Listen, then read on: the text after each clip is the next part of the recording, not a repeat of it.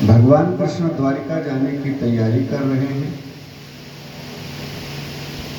इधर जब अश्वत्थामा को भगवान या अर्जुन ने घोर अपमानित करके सभा से बहिष्कृत कर दिया, निकाल दिया,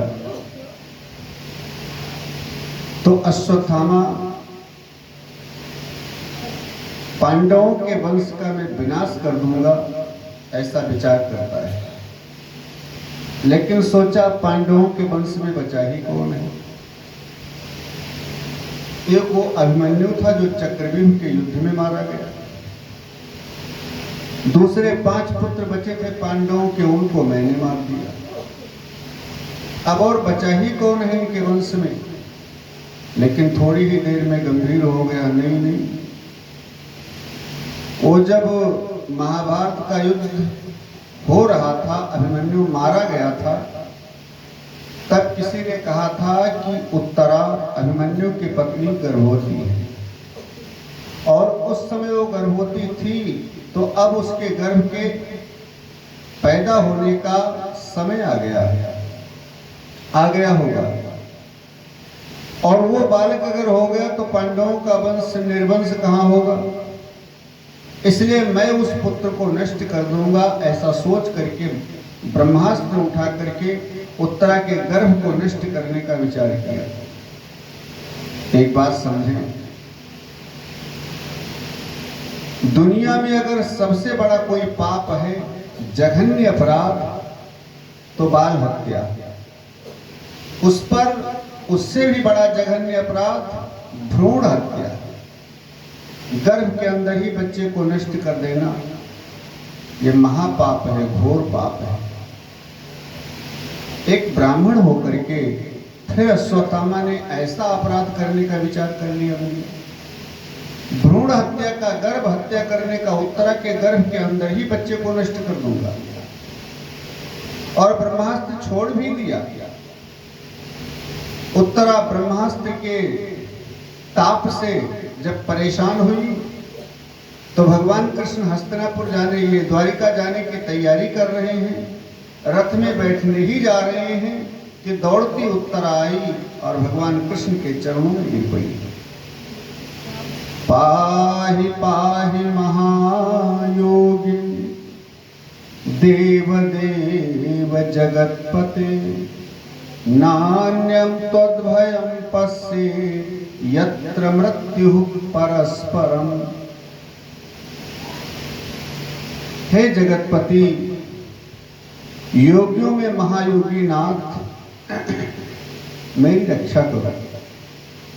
लेकिन यहाँ एक बात समझें, उत्तरा ने यह नहीं कहा है कि प्रभु मेरी रक्षा करो। उत्तरा ने कहा है प्रभु मैं भले मर जाऊं, कामम दहतु माम नाथ मामे गर्भो निपात्यताम, मैं भले मर जाऊं, कोई टेंशन नहीं है,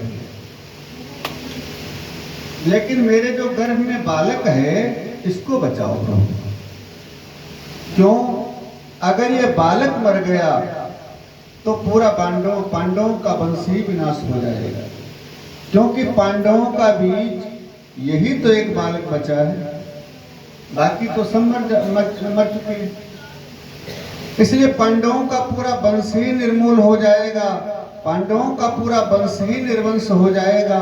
इसलिए प्रभु मैं मर जाऊं कोई टेंशन नहीं है, चिंता नहीं है, लेकिन मेरे इस गर्भस्थ शिशु को, मेरे इस बालक को बचाओ।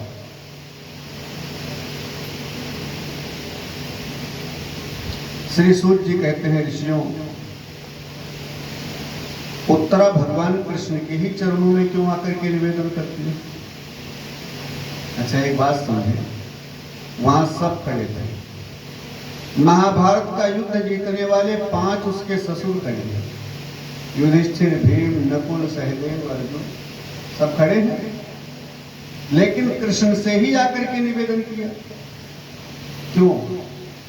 क्योंकि कुंती ने यही शिक्षा दिया है उत्तरा को, और सारी दुनिया को यही शिक्षा लेनी चाहिए कि जब भी कोई संकट आवे, जब भी कोई क्लेश आवे, जब भी कोई दुख आवे, तो दुनिया वाले से मत कहो, किसी से भी कुछ मत कहो, सीधे भगवान से जाकर के निवेदन करो, एकांत में बैठ करके भगवान से कहो और उन्हीं के सामने 4 आंसू बहाओ, अपने दुख का हाल बताओ, तुम्हारा दुख अवश्य दूर होगा। और अगर दुनिया वालों के सामने कह दिए तो दुनिया वाले सुन करके बाजार में जाकर के हंस करके उड़ा देगा। कोई तुम्हारे दुख को दूर करने का प्रयास नहीं करेगा, बल्कि तुम्हारी मजाक, तुम्हारी हंसी उड़ाने का प्रयास करेगा। अरे क्या कर रही हो तुम? कितनी बार कह दिया कि कथा के बीच कुछ मत किया करो। बोलिए सद्गुरुदेव भगवान की जय हो। इसलिए कुंती उत्तरा किसी से भी कुछ नहीं कहती है, सीधे आकर के भगवान कृष्ण के चरणों में निवेदन करती है, प्रभु मैं मर जाऊं कोई टेंशन नहीं, मेरे गर्भस्थ शिशु को बचाओ। और भगवान तुरंत देर नहीं करते, सूक्ष्म स्वरूप बना करके उत्तरा के गर्भ में प्रवेश कर गए और अपने गदा के द्वारा उस बालक की सुरक्षा किया।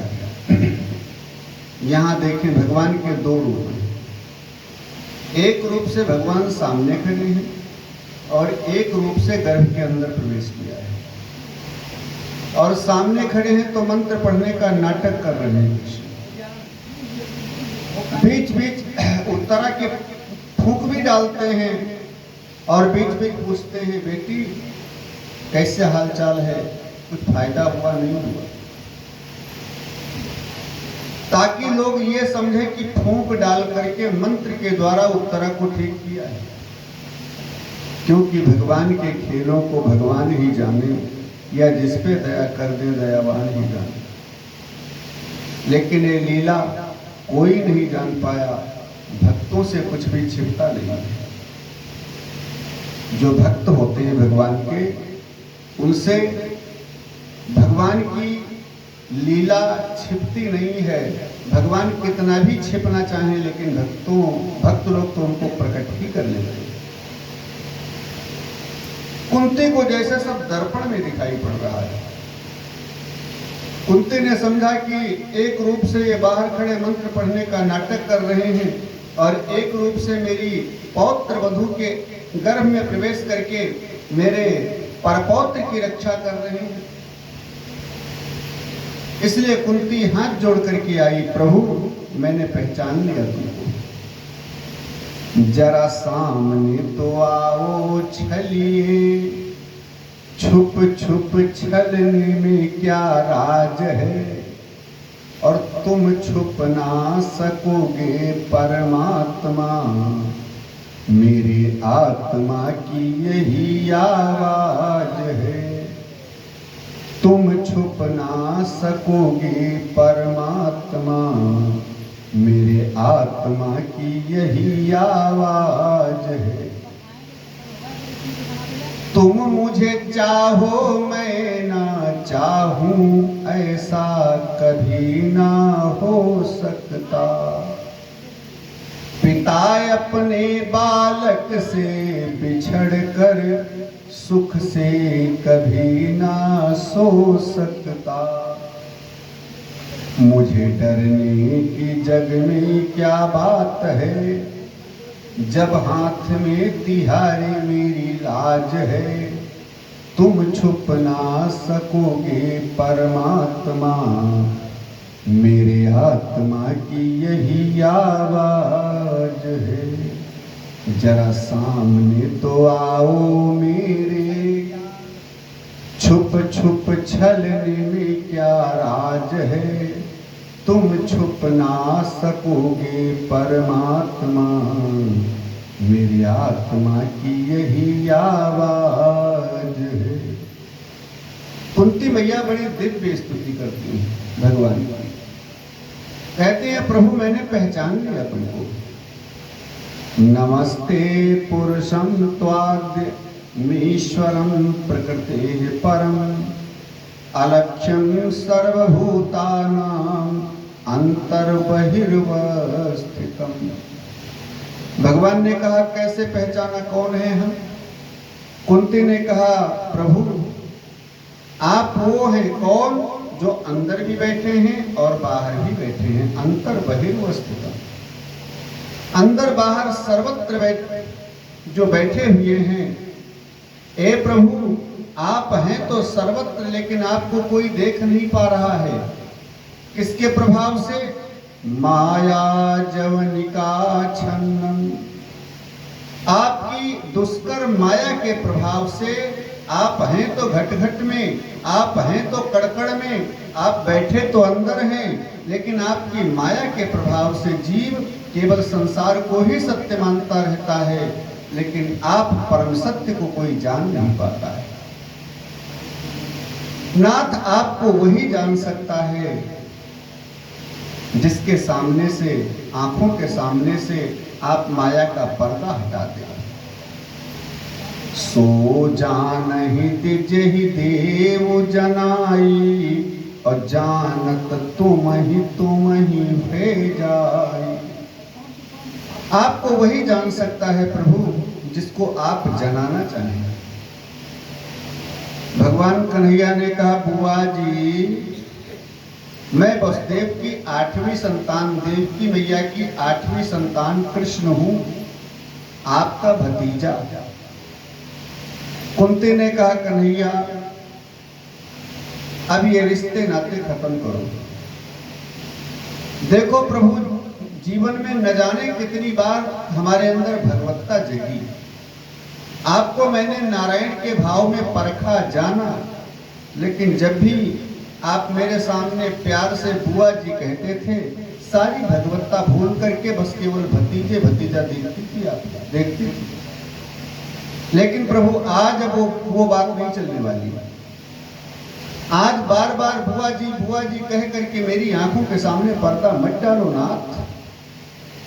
कृष्णाय वासुदेवाय देवकी नंदनाय चा, नंद गोप कुमाराय गोविंदाय नमो नमः। हे प्रभु आप देवकी वसुदेव के पुत्र बन करके, नंद गोप कुमार बन करके आए हैं, लेकिन आप हैं नहीं। आप परम तत्व हैं, आप परमात्मा हैं नाथ। हर प्रकार से बड़ी सुंदर स्तुति करती हैं कुंती मैया।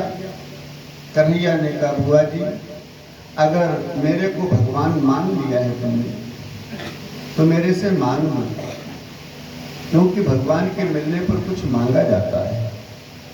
जो चाहिए मांग लो।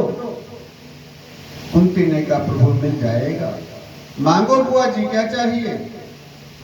कुंती ने कहा, नाथ विपदा संतु नः सस्वत, तत्र तत्र जगत गुरु, भवतो दर्शनम यत् स्यात् अपुनर्भव दर्शनम। कुंती की मांग देखी, जैसी मांग कुंती ने किया है भगवान कन्हैया से, वैसी मांग आज तक किसी ने नहीं किया है। कुंती कहती है, प्रभु मेरे जीवन में हमेशा दुख ही दुख आते रहे, मैं कभी सुख नहीं चाहती, केवल दुख चाहती हूँ प्रभु। अच्छा एक बात आप लोग बताएं, कितने लोग यहाँ पर हैं जो भगवान से दुख चाहते हैं? सब कहते हैं सुख संपत्ति घर आवे, कष्ट मिटे तन का, दुख कोई नहीं चाहता है। लेकिन कुंती कहती है, प्रभु मेरे को दुख चाहिए। भगवान ने कहा, बुआ जी सारा जीवन बीत गया दुख में रहते रहते, दुख सहते सहते, है? क्या दुख सहने से तुम्हारा पेट नहीं भरा है? आज हमारे मिलने पर दुख मांग रही हो। कुंती बड़ा सुंदर जवाब देती है, प्रभु जिनको दुख और सुख की परिभाषा नहीं मालूम है, वो सुख की कामना करते हैं, और जिनको परिभाषा पता है सुख और दुख की, वो कभी सुख की कामना कर नहीं सकते। परिभाषा क्या है? तो कहते हैं सुख आता है तो सबसे पहला काम करता है सुख, भगवान को भुला देता है। दुख आता है तो भगवान की याद आती है बार बार। दुख में सुमिरन सब करे, सुख में करे न कोई। दुख भगवान की याद बार बार दिलाता है और सुख में भगवान की याद भूल जाती है। इसीलिए कबीरदास कहते हैं कि सुख के माथे सिर पर जो हरि हृदय से जाए, बलिहारी व दुख की जो पल पल नाम जपाए। अच्छा एक बात बताएं, दुख में ज्यादा भगवान की याद आती है कि सुख में? भगवान की याद ज्यादा दुख में आती है। और संसार में हम लोग भगवान की याद करने के लिए ही आए हैं, उनको पाने के लिए ही आए हैं, करोड़ों रुपए कमाने के लिए नहीं आए हैं। ये तमाम बैंक बैलेंस भरने के लिए इस दुनिया में जन्म नहीं हुआ है। ये मानव शरीर इसीलिए मिला है केवल भगवान की प्राप्ति के लिए। नहीं तो दुनिया में तो न जाने कितनी बार आए हैं। कभी हाथी बने, कभी घोड़ा बने, कभी भैंस बने, कभी कुत्ता बने, कभी कीड़ा बने, कभी पक्षी बने, कभी मनुष्य भी बने। अनंत बार ये शरीर परिवर्तित होने वाला है। हम ये नहीं है, ओरिजिनल ये नहीं है। हम क्या हैं? जो इसके अंदर बैठा हुआ है ईश्वर का अंश, हम वही सब है। इसलिए हम केवल पैसा कमाने, धन कमाने, अन्न कमाने इस संसार में नहीं आए हैं मानव बनकर के।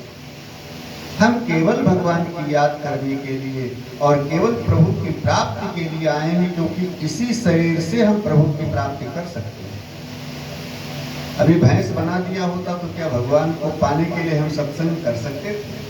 क्या हम भजन कर सकते थे?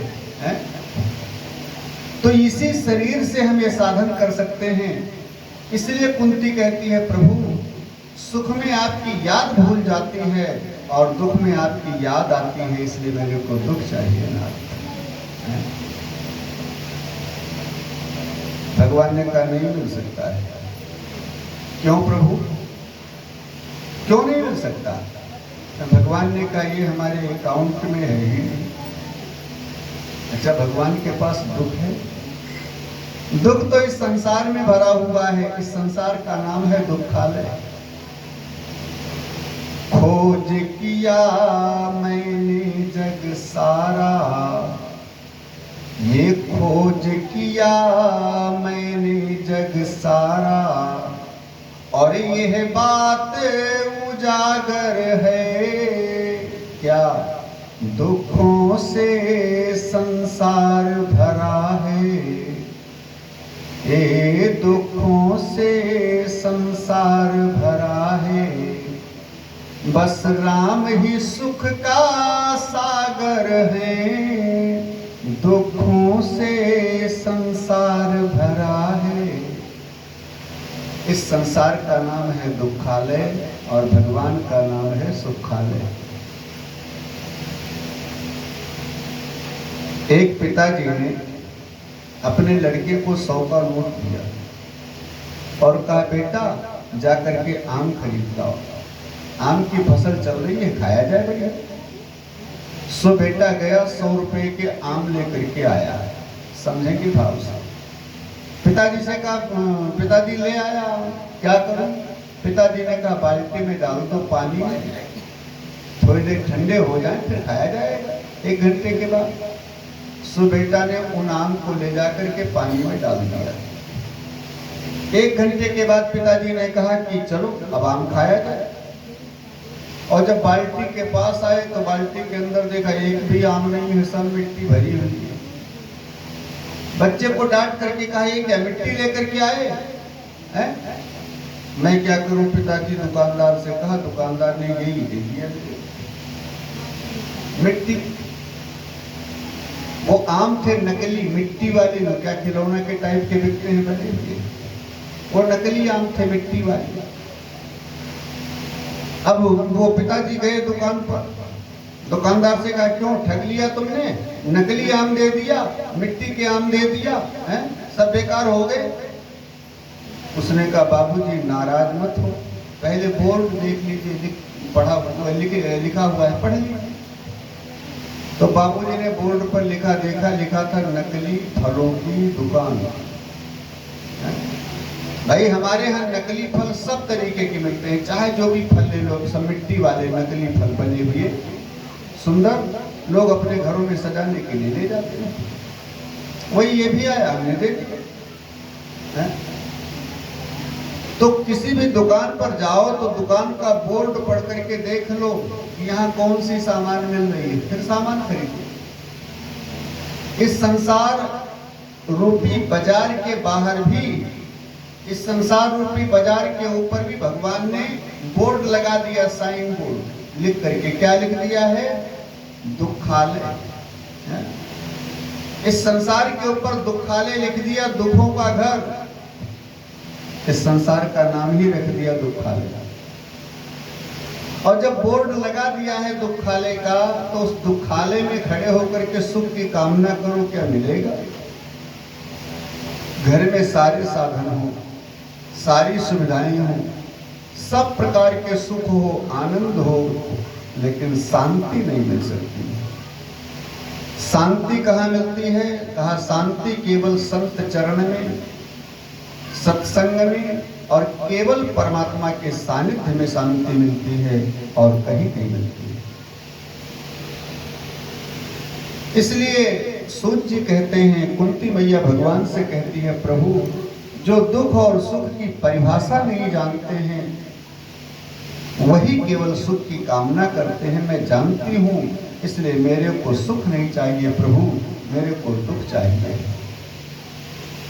भगवान ने कहा नहीं मिल सकता है, कतई नहीं, क्योंकि ये हमारे पास है ही नहीं, इसलिए कहां से दूंगा। कुंती मैया ने कहा, प्रभु अगर दुख नहीं दे सकते तो फिर एक काम करो। क्या काम करूं? कहा स्नेह पास मिमं छिंधि दृढ़ पांडुसु वृषिसु।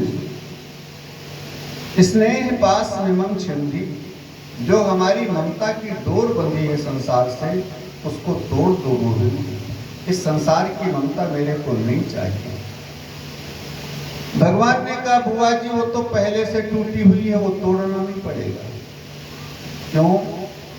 जिनकी ममता की डोर संसार से छूट जाती है, जो संसार की ममता को त्याग देते हैं और मेरी ममता को, मेरे से प्रेम संबंध जोड़ लेते हैं, वही मेरी पहचान कर पाते हैं, वही परम भक्त होते हैं। और तुमने मेरी पहचान किया है बुआ जी, इसका मतलब है कि संसार के बंधन तो पहले से टूट चुके हैं, तुम्हारे अंदर कोई बंधन नहीं, इसलिए कैसे तोड़ू? रस्सी ही नहीं है, तोड़ू क्या? और कुंती के प्रेम को देख करके भगवान फिर द्वारिका जाने का प्रोग्राम स्थगित कर देते हैं। नहीं जाऊंगा हुआ जी। हस्तिनापुर ही रुक गए। अब सब बड़ा प्रसन्न हैं।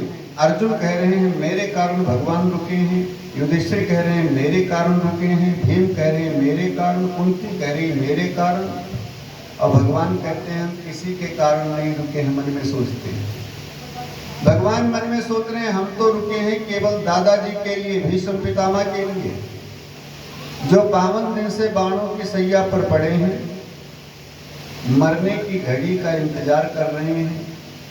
सूर्य उत्तरायण होगा तब मरूंगा, इच्छा मृत्यु का वरदान, इसलिए जब चाहेंगे तब मरेंगे।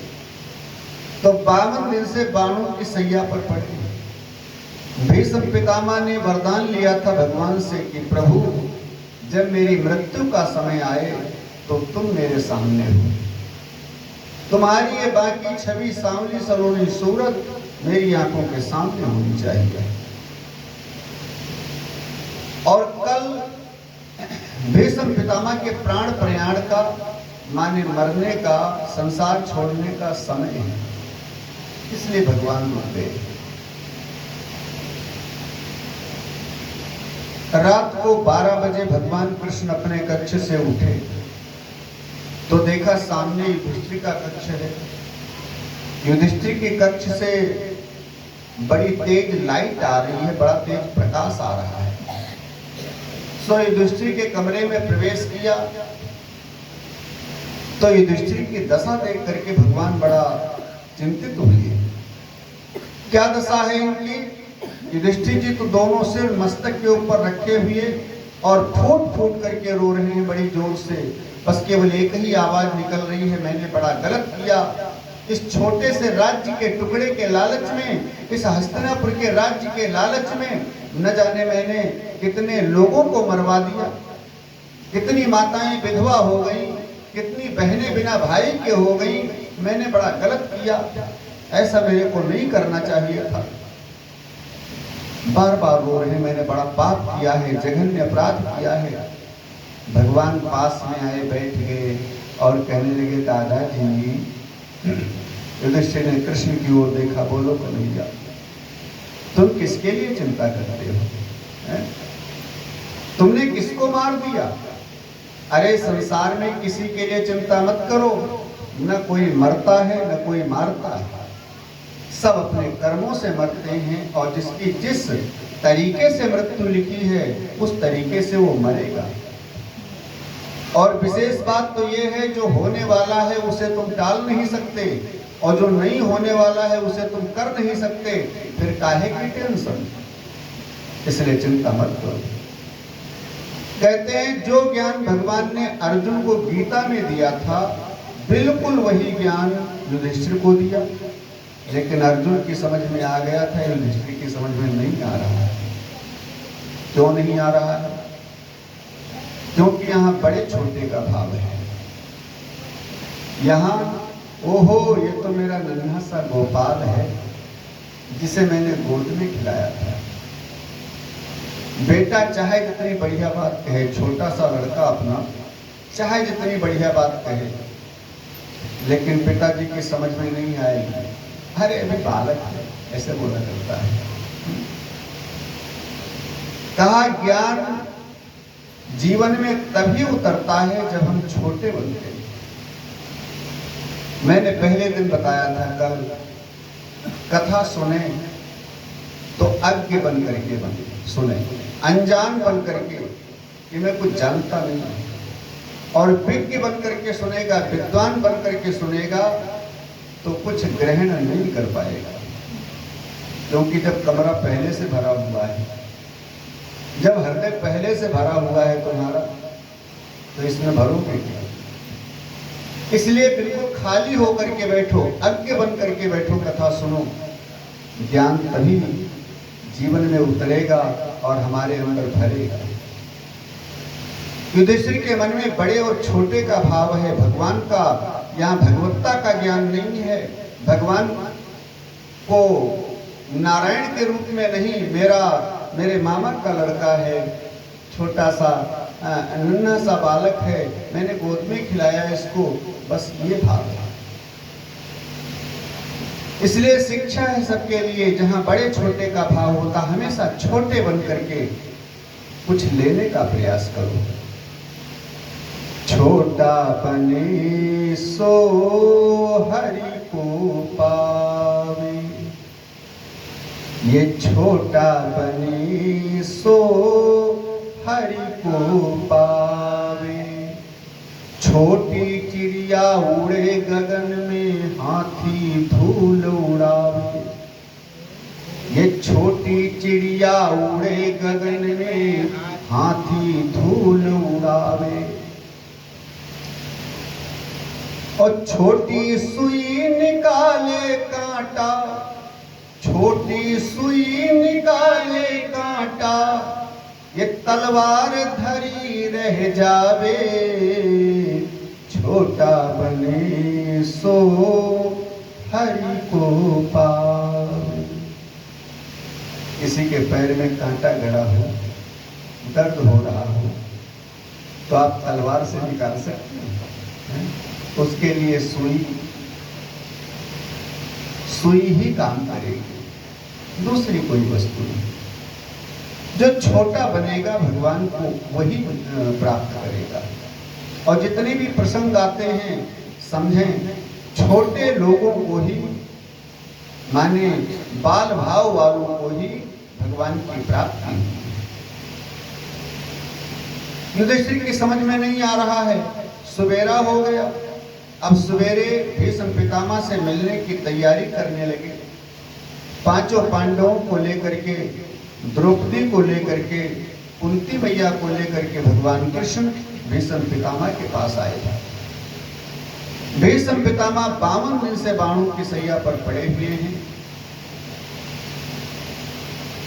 अनेक संत उनके चारों तरफ से खड़े हुए भगवान के नाम का संकीर्तन करते हुए और अनेक प्रकार का ज्ञान दे रहे हैं भीष्म पितामह को। पर्वतो नारदो धौम्यो भगवान बादरायणः बृहद्दस्यो भरद्वाजः सशिष्यो रेणुकासुतः।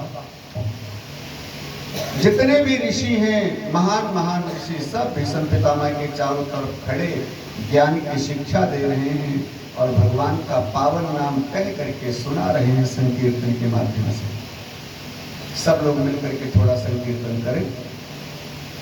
श्री राम जय जय राम, बोलो श्री राम जय राम, हो श्री राम जय राम, श्री राम हाँ, श्री राम जय राम, श्री राम हो श्री राम जय राम, श्री राम जय सिया राम, जय सिया राम, बोलो जय सिया राम, जय सिया, हाँ जय सिया राम, जय सिया राम, बोलो जय सिया राम, जय सिया राम। हो कौशल्या के प्यारे राम, कौशल्या के प्यारे राम, श्री दशरथ राज दुलारे राम, दशरथ राज दुलारे राम, हो श्री राम जय राम, बोलो श्री राम जय राम, हाँ जय सिया राम, जय सिया राम, बोलो जय सिया राम, जय सिया राम, जय सिया राम, जय सिया राम। बोलिए राम कृष्ण भगवान की। और इधर भगवान कृष्ण कुंती मैया, द्रौपदी, पांडवों को सबको लेकर के आ गए युधिष्ठिर के पास। और जब भगवान के दिव्य दर्शन किया भीष्म पितामह तो बड़ा गदगद हो गए, बड़ा प्रसन्न हो गए और भगवान को मन ही मन प्रणाम किया, क्योंकि न हाथ उठ सकते हैं, न खड़े हो सकते हैं, न सिर हिला सकते हैं, क्योंकि एक एक रोए में बाण छिदा हुआ है। भीष्म पितामह के बाणों की सैया पर लेते हैं। देखा होगा सभी लोगों ने टीवी सीरियल में, भीष्म पितामह लेते बाणों की सैया पर। तो एक एक रोम में जिनके बाण छिदा हुआ है, उठ नहीं सकते, हाथ नहीं उठा सकते, इसलिए मन ही मन प्रणाम किया और नेत्रों से आंसू बहाने लगे मारे प्रेम के। गोविंद आ गए। भीष्म पितामह कहने लगे, प्रभु सदैव देवो भगवान प्रतीक्षतां कलेवरं यावदिदं हिनोम्यहं प्रसन्नः सारुणलोचनो लसन् मुखाम्बुजो ध्यानपथश्चतुर्भुजः। हे प्रभु, सदैव देवो भगवान प्रतीक्षताम कलेवरम यावदिदं हिनोम्यहं। कलेवर माने ये शरीर रूपी वस्त्र। प्रभु, जब तक इस शरीर रूपी वस्त्र को छोड़ करके हम दुनिया से चले न जाएं, तब तक ऐसे ही मेरी प्रतीक्षा करो, ऐसे ही यहीं पर खड़े रहो प्रभु। अब भगवान का चेहरा थोड़ा उदास हो गया। भगवान ने विचार किया कि इनको इच्छा मृत्यु का वरदान है, जब चाहे तब मरे। अब कहीं 2-4 महीना जाने का प्रोग्राम कैंसिल कर दिया तो मेरी तो लंबी ड्यूटी लग जाएगी। कब तक ऐसे खड़ा रहूंगा? इसलिए भगवान का चेहरा कुछ उदास हो गया।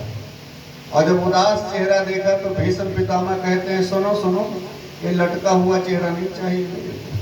प्रसन्न हासा रुण लोचनो लसन, प्रसन्न मुद्रा में, हंसते हुए मुद्रा में, मुस्कुराते हुए मुद्रा में मेरे पास खड़े रहो।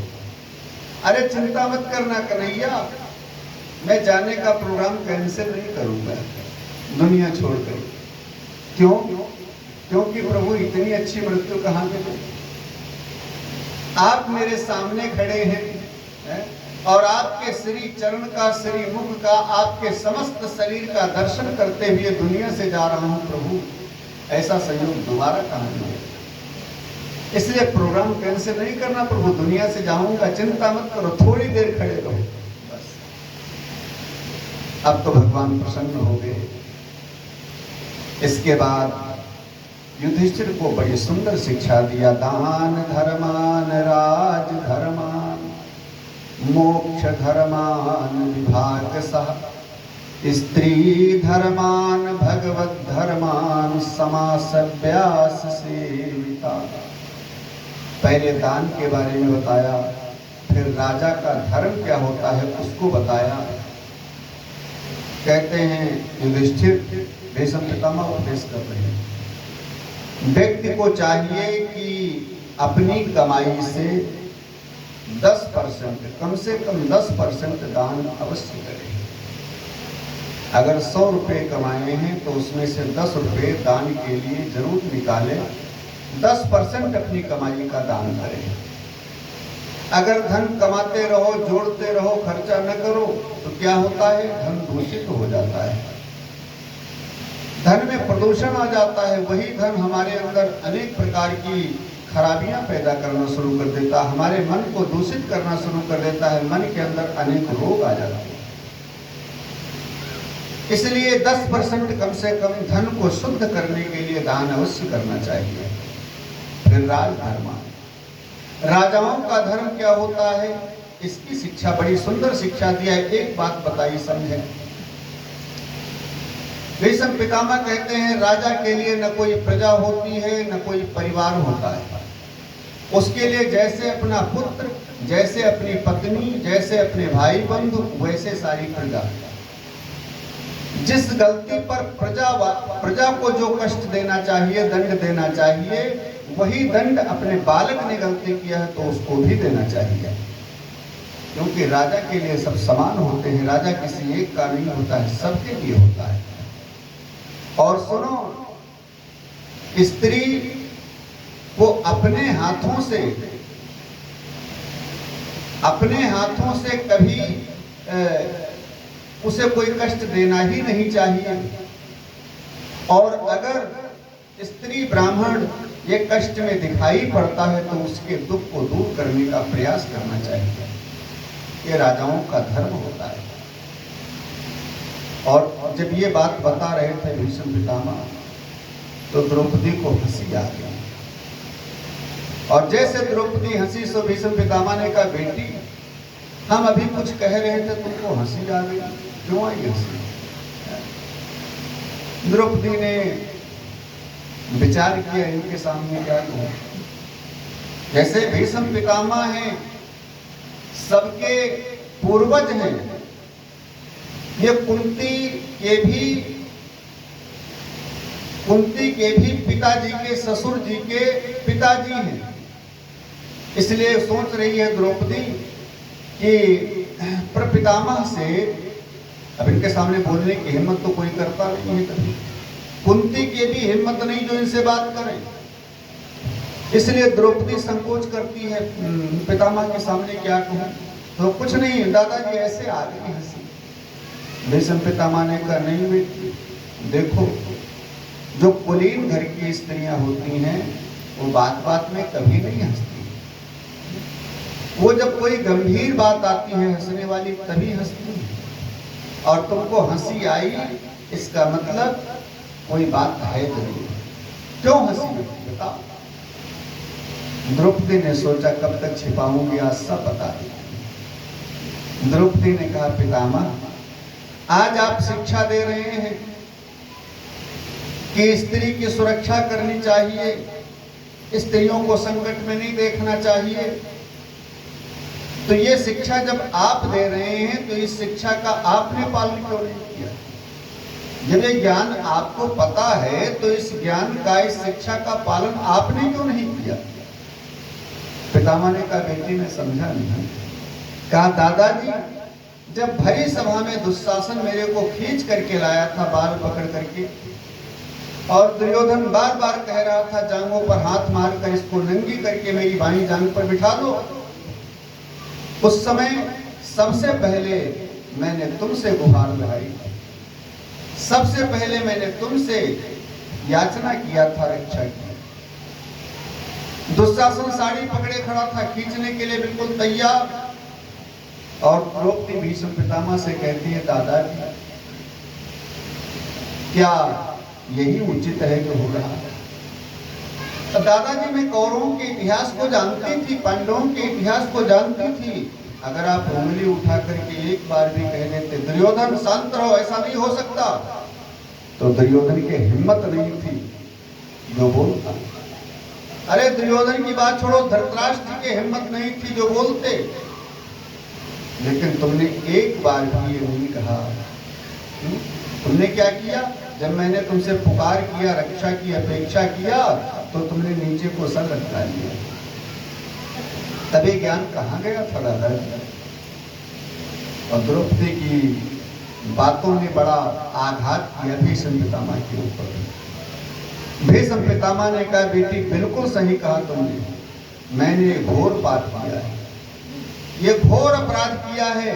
जानती हो बेटी, उसी अपराध का तो दंड भोग रहा हूं।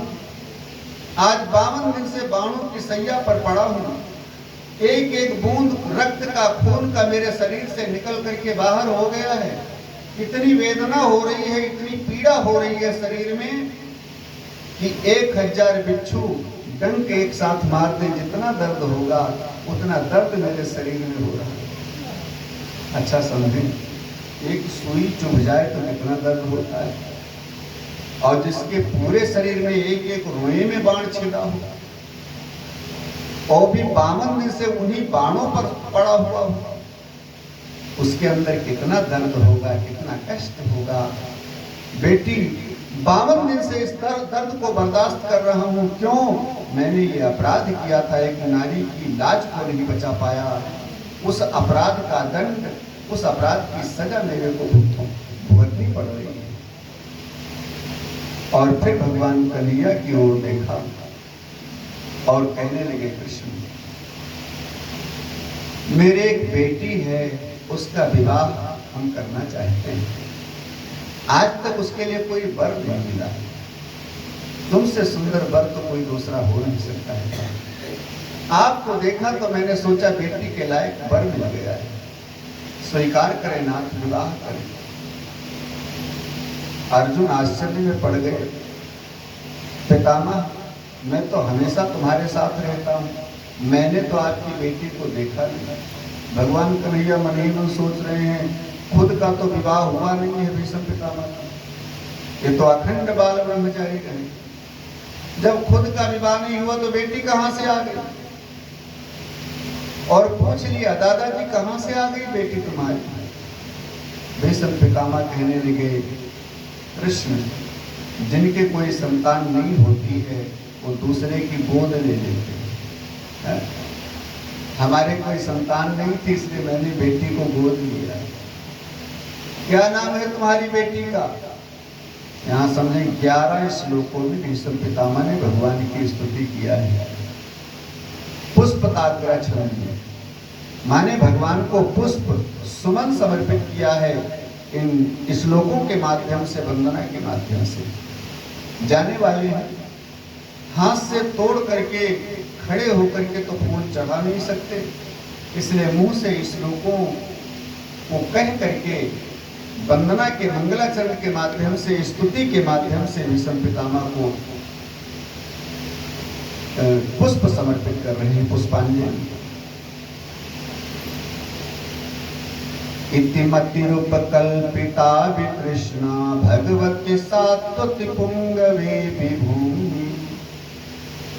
भगवान ने कहा तुम्हारी बेटी का नाम क्या है? भीष्म पितामह कहते हैं मेरी बेटी का इतिमतिरुपकल्पिता वितृष्णा, मेरी बेटी का नाम है श्रीमती मति, बुद्धि देवी। ये जो मेरी मति है ये मेरी बेटी है। प्रभु आज तक इसके लायक कोई वर नहीं मिला पूरे दुनिया में, आज तुम मिले हो, इसलिए मैं सोचता हूँ मेरी इस बुद्धि को, इस मति को और किसे दूं? आपके चरणों में समर्पित कर दूं। अच्छा, यहाँ सूत्र समझें, बड़ी सुंदर शिक्षा है। जब हमारी बुद्धि, हमारी मति भगवान का वर्ण कर लेती है, भगवान को अपना पति मान लेती है, भगवान के चरणों में समर्पित हो जाती है जब हमारी मति बुद्धि, तो हमारा जीवन सफल हो जाता है, ये मानव जीवन धन्य हो जाता है। भीष्म पितामह कहते हैं कृष्ण, इसलिए मैं अपनी मति को तुम्हारे चरणों में समर्पित करना चाहता हूँ। भगवान ने कहा नहीं चाहिए मेरे को। क्यों प्रभु? क्योंकि बुद्धि में होती है तृष्णा। 3 प्रकार की तृष्णाएं होती हैं, जिन तृष्णाओं में व्यक्ति सारा जीवन गंवा देता है, इधर से उधर, उधर से इधर चक्कर काटता हुआ। इन 3 तृष्णाओं में कौन सी? लोकेशना, पुत्रेशना, वित्तेशना। संसार के सुख की कामना लोकेशना, या रिश्ते नातों में फंसे रहना, ये लोकेशना। पुत्रेशना, पुत्र की तृष्णा, संतान की तृष्णा, परिवार की तृष्णा। और तीसरी है वित्तेशना, माने धन की। इन 3 तृष्णाओं में सुत वित्त लोक ईशिनाति, इन्हीं 3 तृष्णाओं में फंसा रहता है व्यक्ति, और यही 3 तृष्णाएं अंत में मार करके जीव को बंधन में बांधती हैं और फिर नरक का गामी होता है, नरक में लगता है। तो भगवान कहते हैं मुझे नहीं चाहिए तुम्हारी बुद्धि में तृष्णा होगी, लेकिन भीष्म पितामह कहते हैं ना, मेरी बुद्धि में तृष्णा नहीं है, बिल्कुल सात्विक की बुद्धि है, निर्मल बुद्धि है, वितृष्णा। निर्मल मन जन सो मोहि पावा। भगवान कहते हैं निर्मल बुद्धि मेरे को चाहिए, मेरे को तृष्णा युक्त बुद्धि नहीं चाहिए। भीष्म पितामह कहते हैं मेरी बुद्धि में कोई तृष्णा नहीं है प्रभु, सारी तृष्णाओं का अंत हो गया है, वित तृष्णा है, निर्मल है, मैं दावे से कहता हूँ। भगवान ने स्वीकार किया और फिर 11 श्लोकों में भीष्म पितामह ने बड़ी सुंदर भगवान की स्तुति किया है, जिसमें भगवान की छवि का भी वर्णन किया है और भगवान के गुणों का भी वर्णन किया है, भगवान की वीरता का भी वर्णन किया है। इसके बाद भगवान को मन ही मन प्रणाम करते हुए भीष्म पितामह अपने पांचभौतिक शरीर का परित्याग कर देते हैं। जब भीष्म पितामह देह त्याग करके परलोक गमन करते हैं तो सारे पांडव रोने लगे। भगवान कहते हैं पांडवों को समझाते हुए रोना धोना बंद करो, क्योंकि ये मरे नहीं है, मरे नहीं है। मरना उसको कहते हैं जो ये शरीर छोड़ करके जाए फिर दोबारा संसार में आवे, उसको मरना बोलते हैं। जाना आना जाना आना जिसका लगा रहे वो मरना है, लेकिन ये मरे नहीं है, ये शरीर छोड़ करके गए। शरीर छोड़ने का मतलब है अब संसार में किसी भी शरीर में नहीं आएंगे, न मानव शरीर में, न देव शरीर में, न पितृ, न प्रेत शरीर में, न कीट शरीर में, न जानवर शरीर में, न पक्षी शरीर में, ये किसी शरीर में नहीं आएंगे। माने शरीर की यात्रा इनकी पूर्ण हो गई, उसको शरीर छोड़ करके जाना कहते हैं। और फिर भीष्म पितामह का क्रियादाह संस्कार हुआ। इसके बाद भगवान कृष्ण हस्तिनापुर से द्वारिका आए। द्वारिका में बड़ा दिव्य स्वागत हुआ भगवान कृष्ण का। इधर कृष्ण तो द्वारिका आए और सूर्य जी कहते हैं उधर उस बालक का जन्म हो गया। किस बालक का? जिसके गर्भ के अंदर रक्षा किया था भगवान ने अश्वत्थामा के ब्रह्मास्त्र से, जो भी कथा सुनिए पीछे। उस बालक का नाम पड़ गया। उस बालक का नाम रखा गया विष्णुरात। विष्णुना राता दत्ता सा विष्णुराता। जिसने जन्म तो संसार में बाद में लिया, भगवान का दर्शन पहले किया। अरे गर्भ के अंदर जब ब्रह्मास्त्र से रक्षा करने गए भगवान, तो बालक को प्रत्यक्ष दिखाई पड़ रहे हैं भगवान। दुनिया के इतिहास में पहला नाम आता है परीक्षित का, जिन्होंने जन्म तो संसार में बाद में लिया, संसार को बाद में देखा, भगवान के दर्शन पहले किया। ऐसे सुरक्षित होकर जिस बालक ने जन्म लिया उसका नाम है विष्णुरात। लेकिन बाद में इनका नाम परीक्षित पड़ गया। क्यों? ये परीक्षण करते हैं सबका। बालक रो रहा है, सब गोद में लेते हैं, लेकिन किसी के गोद में लेने से चुप नहीं हो रहे हैं। क्यों? जब गोद में लेता है कोई तो सबसे पहले उसके चेहरा को देखते हैं। परीक्षण कर रहे हैं परीक्षित जी कि जो गर्भ के अंदर दिख रहा था अभी अभी, वो बाहर नहीं दिख रहा, वो कहाँ है? वो कहाँ है? बैठ जाए। जो गर्भ के अंदर दिख रहा था वो कहाँ है? चेहरे को कायदे से देखता है, मन में सोचते हैं ये भी नहीं, फिर रोने लगते हैं।